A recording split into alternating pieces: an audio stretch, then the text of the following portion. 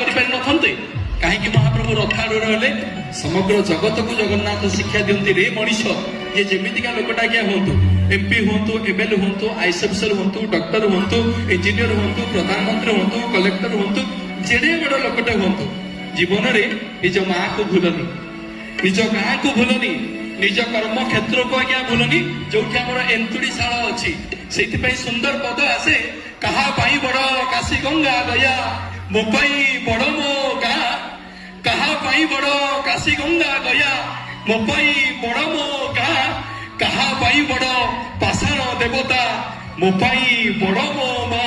ମୋ ପାଇଁ ବଡ ମୋ ମା, ମୋ ପାଇଁ ବଡ ମୋ ମା। ଯୋଉ ମା 10 ମାସ 10 ଦିନ ଆମକୁ ଗର୍ଭ ଯନ୍ତ୍ରଣାକୁ ସହ୍ୟ କରି ଏ ଦୁନିଆ ଦେଖେଇଛି, ସେ ଆଜ୍ଞା ଭଗବାନଙ୍କ ଠାରୁ ଉପରେ ବୋଲିକା ମୁଁ କହୁନି, ଶାସ୍ତ୍ର କହେ ପିତା ମାତା ଠାରୁ ବଡ ଦେବତା କେ ସରଗ ରାଇଜେ ନାହିଁ। ତାଙ୍କରି ଆଶିଷ ଲୋଡ଼ା ଖାଲି ସିନା ସଂସାର କରିବା ପାଇଁ। ନିଜ ନିଜ ବାପା ମାଙ୍କ ପାଇଁ ଟିକେ ଜୟକାର ହେଇଯାଉ, ଗୋଟେ ତାରି ହେଇଯାଉ, ଜୋରଦାର କରୁ ତାରି।